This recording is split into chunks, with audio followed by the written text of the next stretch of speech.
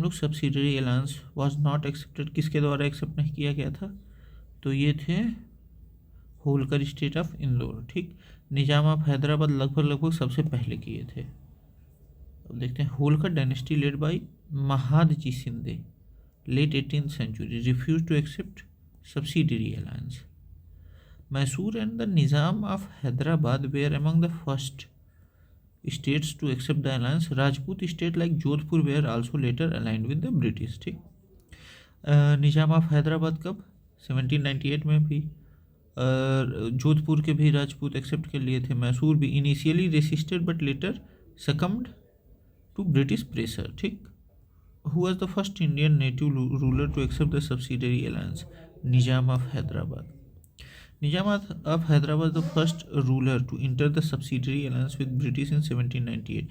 This was the strategic move by Lord Wellesley to exert British control over Deccan and prevent Maratha resurgence. Sindhya of Gwalior 1803 में, Dilip Singh of Punjab not involved with subsidiary alliance system ruled after Wellesley time.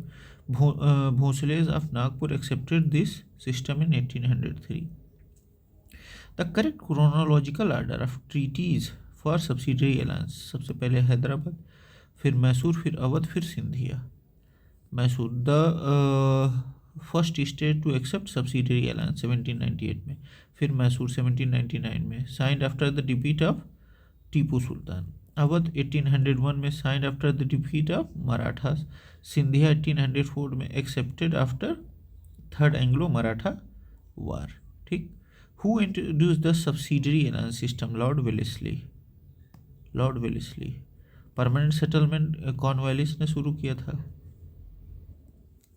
Lord Wellesley 1798 to 805 introduced subsidiary alliance system in India to enhance British control over Indian state by making them dependent on British military and diplomatic support. It was not intended to secure direct financial benefit for the company, but rather to establish British supremacy. ठीक, ताकि British supremacy बनी रहे। Warren Hasting, इन्होंने क्या किया? Introduce reforms in administration. Cornwallis introduce permanent settlement and civil administration reforms. Dalhousie, known for doctrine of lapse, railway development and public works, not subsidiary alliance. The main aim of the East India Company in making subsidiary alliance in Rajput state was to establish the sovereignty of British. Lord Wellesley used subsidiary alliance to expand British dominance over Indian states.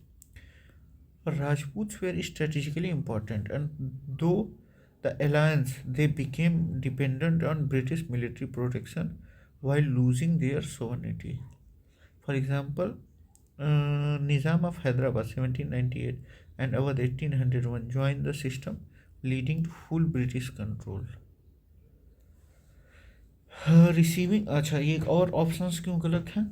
Receiving military support against enemy, the British did not seek help from Rajput state, they wanted complete control. Protecting these states from Maratha Pindari invasion.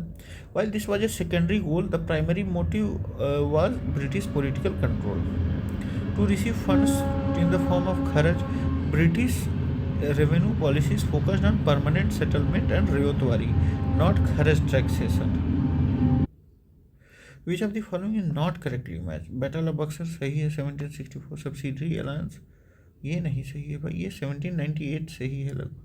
Wellesley से monopoly of East India company 1833 सही। Opening of trade in India for British citizens 1813 सही है। Subsidiary alliance was introduced by Lord Wellesley in 1798। ठीक, Nizam of Hyderabad 1798 was the first to accept it. ठीक, battle of Buxar 1764 में हुआ था। Subsidiary alliance की शुरुआत 1798 में। Monopoly of East India company कब से? 1833 में, मतलब ख़त्म हो गई थी।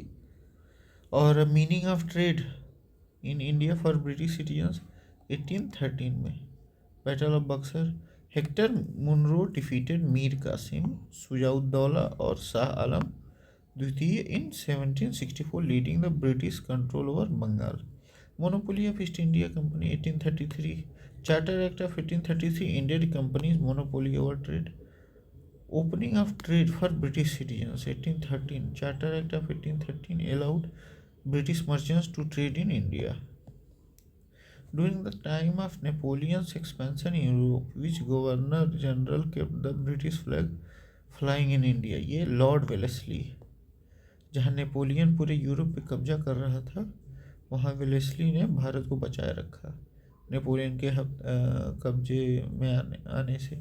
Lord Wellesley 1798 to 1805 used a subsidiary alliance to secure British dominance in India, fearing Napoleon's possible invasion via Egypt and Middle East.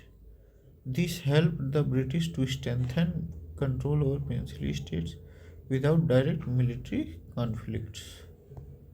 Lord Dalhousie focused on doctrine of life 1848 to 1856.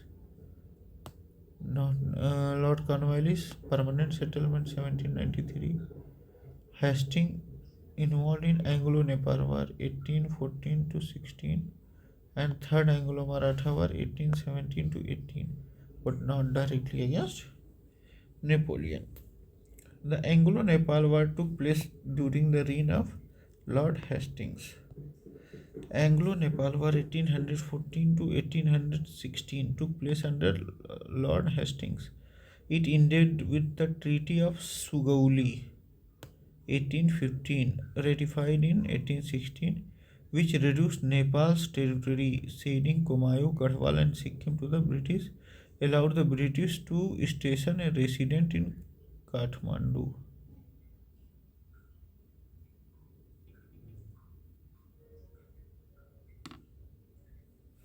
The Treaty of Sugauli was signed in which year? ये 1815 में, ठीक.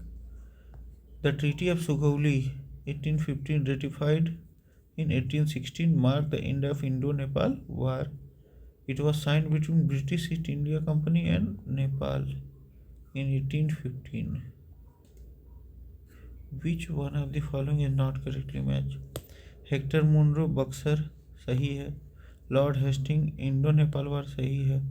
Lord Wellesley 4 Anglo Mysore war सही है.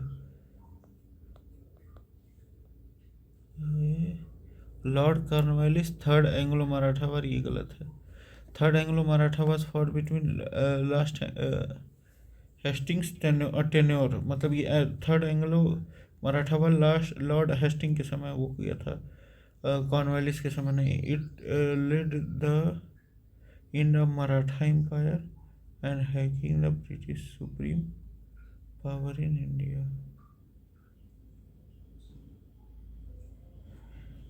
Hector Munro Battle of Buxar led the British victory. Lord Hastings in Anglo-Nepal War ended with Treaty of Sugauli. Lord Wellesley 4th Anglo-Mysore War 1799 conflicts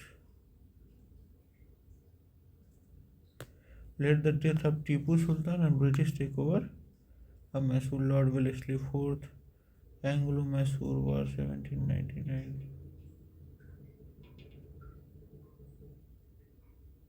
अब आते हैं third Anglo Maratha war was related to किससे? Lord West Hastings से. Third Anglo Maratha war 1817 to 1818 was fought under Lord Hastings.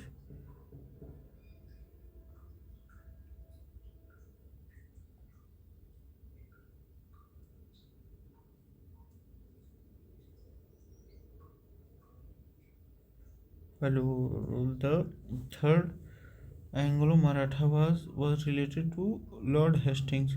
Third Anglo-Maratha War 1870 was fought under Lord Hastings. It resulted the defeat of Marathas and establishment of full British control. Sir Thomas Munro was the governor of Madras during which year? 1820 to 1827. Sir Thomas Munro was the governor of Madras. He introduced Rayotwari system, Thomas Munro, in which taxes were collected directly from individual farmers.